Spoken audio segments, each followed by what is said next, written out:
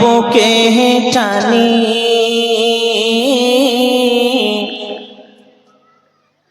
আঁচল দিয়া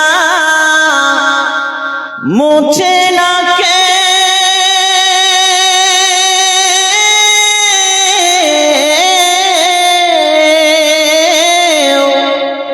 আঁচল দিয়া মুছে না কেউ আমার চোখের পানি। হায়রে মা জননী আমার, হায়রে মা জননী। মাগো তোমার মতো লই না কেহ আমায় বুকে টানি আঁচল দিয়া মুছে না কে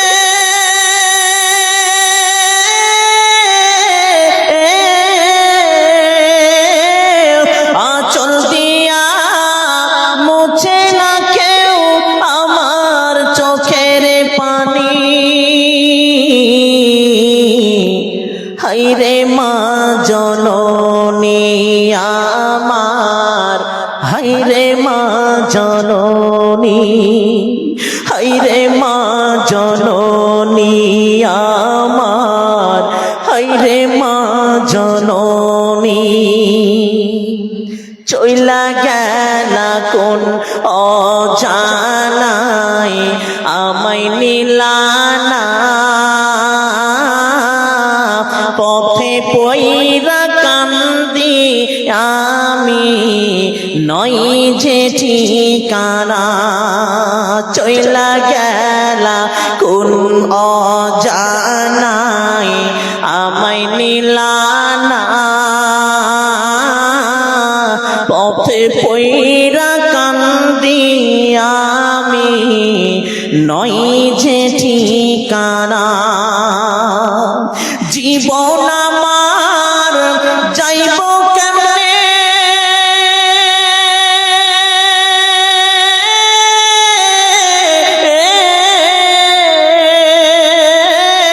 জীবন আমার যাইব কেমনে একটু ভাবনি।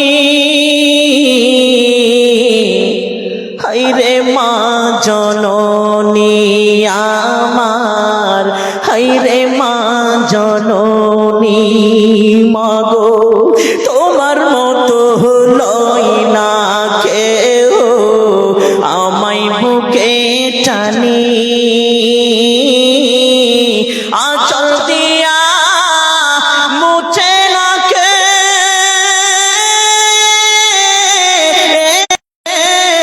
আঁচল দিয়া মুছে না কেউ আমার চোখের পানি। হায়রে মা জননী আমার, হায়রে মা জননী, হায়রে মা জননী আমার, হায়রে মা জননী। অনাদারে কাটে মাগো আমারি এই জীবন, ভাগ্যের দোষে রইল বাবা দূরেতে এখন। অনাদারে কাটে মাগো আমারি এই জীবন, ভাগ্যের দোষে রইল বাবা দূরেতে এখন। তুমিও নাই বাবাও নাই,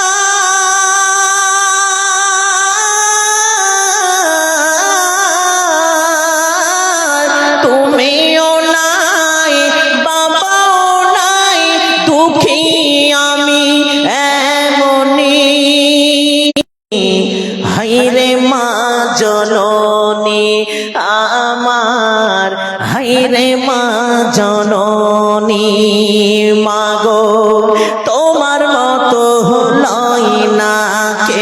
হো আমায় বুকে টানি আঁচল দিয়া মুছে না কে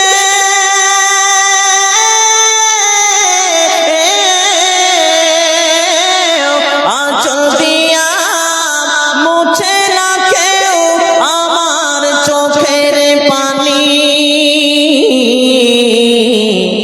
হায়রে মা জননী আমার হায়রে মা জননী হায়রে মা জননী আমার হায়রে মা জননী বিসমিল্লাহির রহমানির রহিম ওয়া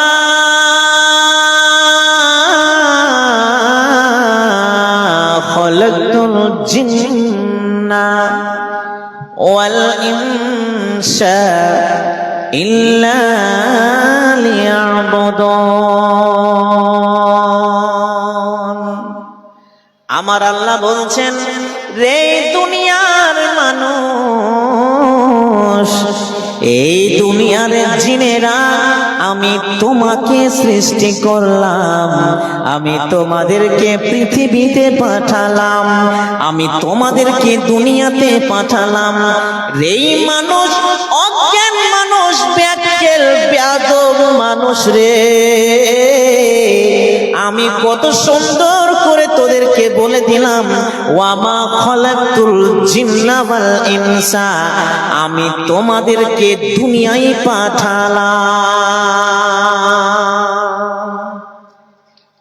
এখানে একটা কোশ্চেন বাচক এলো প্রশ্নবাচক এলো পাঠালাম আচ্ছা বলেন তো কেন পাঠালেন উত্তর আছে উত্তর আছে অবশ্যই পবিত্র কোরআনে আছে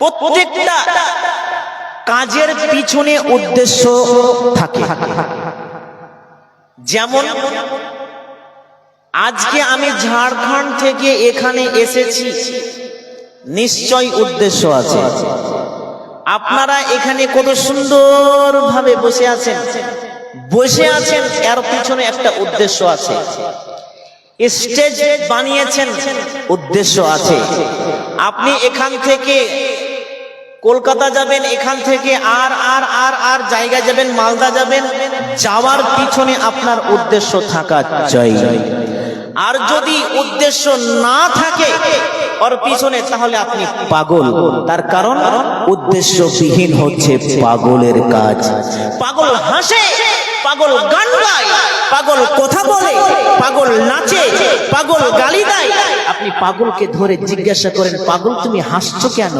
পাগল তুমি গান কেন গাইছো পাগল তুমি কথা কেন বলছো পাগল তুমি নাচছো কেন কিছুই বলতে পারবে না তার কারণ পাগলের উদ্দেশ্য থাকে না